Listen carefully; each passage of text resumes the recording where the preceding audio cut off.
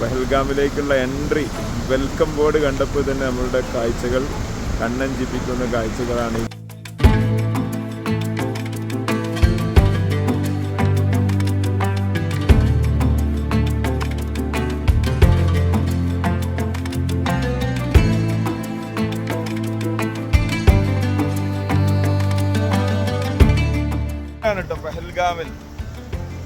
പെഹൽഗാമിലെ ലദ്ദാഖിലാണ് ഞങ്ങളുള്ളത്. മനോഹരമായ പെഹൽഗാം തായ്വരയിലൂടെ ഒഴുകുന്ന ഒരു റിവറാണ് കേട്ടോ.